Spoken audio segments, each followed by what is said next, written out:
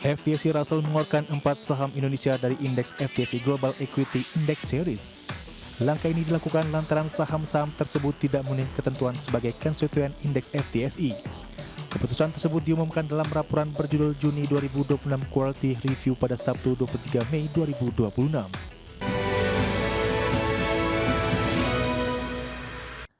FTSE Russell mengeluarkan 4 saham Indonesia dari indeks FTSE Global Equity Index Series periode Juni 2026 yang meliputi saham DSSA, DAAZ, HIL, dan MLIA. Dan FTSE Russell menyatakan alasan dicoretnya 4 saham tersebut dikarenakan tidak memenuhi ketentuan sebagai konstituen indeks. FTSE Russell mengeluarkan 4 saham Indonesia dari indeks FTSE Global Equity Index Series. Langkah ini dilakukan lantaran saham-saham tersebut tidak memenuhi ketentuan sebagai konstituen indeks FTSE. Keputusan tersebut diumumkan dalam laporan berjudul Juni 2026 Quality Review pada Sabtu 23 Mei 2026. Dalam pengumuman tersebut, FTSE mengeluarkan saham milik grup Sinarmas, yakni PT Dian Swastatika Sentosa Tbk. DSSA ditendang dari kategori large cap lantaran masuk dalam kategori saham dengan struktur kepemilikan terkonsentrasi tinggi. Selain itu, FTSE Russell juga mengeluarkan saham PT Das Baralusa Tbk dalam kategori micro cap karena memiliki free float di bawah batas minimum. Kemudian pada kategori yang sama, FTSE Russell juga mengeluarkan saham PT Hilcon Tbk dan PT Mulya Industrindo Tbk karena tidak memenuhi kriteria atau Fed Surveillance Stock Screen. Kedua emiten tersebut diketahui masuk daftar pengawasan atau pemantauan khusus oleh Bursa Efek Indonesia, di mana keduanya terindikasi memiliki aktivitas perdagangan tidak wajar. Keputusan FTSE ini efektif berlaku pasca penutupan perdagangan 19 Juni 2026. Namun keputusan ini masih dapat ditinjau ulang hingga penutupan perdagangan Jumat 5 Juni 2026. Bagi sumber untuk ID Action. Presiden Amerika Serikat Donald Trump mengatakan tidak ingin terburu-buru mencapai kesepakatan dengan Iran terkait dengan upaya untuk mengakhiri konflik yang telah berlangsung selama 3 bulan terakhir. Pernyataan Trump tersebut meredam harapan pasar terhadap tercapainya terobosan damai dalam waktu dekat. Dalam pernyataannya di Truth Social pada hari Minggu 24 Mei, Trump menegaskan blokade Amerika Serikat terhadap kapal-kapal Iran di Selat Hormuz akan tetap diberlakukan hingga tercapai kesepakatan resmi yang disetujui dan ditandatangani kedua belah pihak. Meski demikian, Trump mengungkapkan bahwa proses negosiasi antara Washington dan Teheran terus mengalami kemajuan. Namun dia menegaskan kedua pihak perlu berhati-hati dalam menyusun kesepakatan. Adapun pernyataan terbaru Trump berbeda dengan nada optimistis yang disampaikan sehari sebelumnya, di mana Trump menyebut Amerika Serikat dan Iran telah sebagian besar menyepakati memorandum kesepahaman yang berpotensi membuka kembali Selat Hormuz.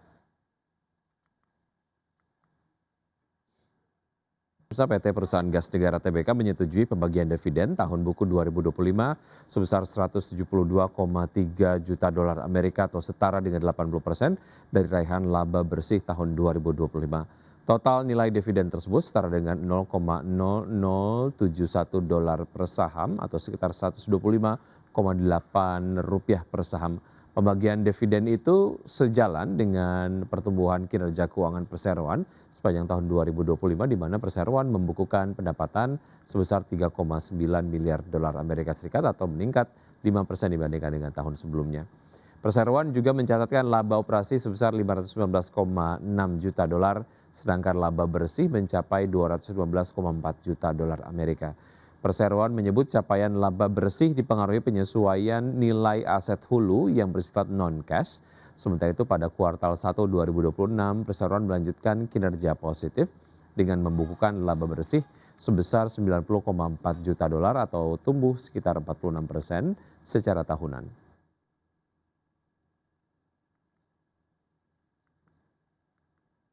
PT Trimegah Bangun Persada Tbk atau Harita Nikel berencana melanjutkan aksi pembelian kembali saham dengan nilai maksimal 1 triliun rupiah mulai 1 Juli 2026.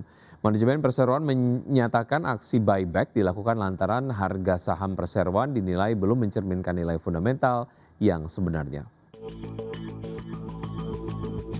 PT Trimegah Bangun Persada Tbk atau Harita Nikel berencana melanjutkan aksi pembelian kembali saham dengan nilai maksimal 1 triliun rupiah setelah memperoleh persetujuan pemegang saham dalam rapat umum pemegang saham tahunan pada 30 Juni 2026.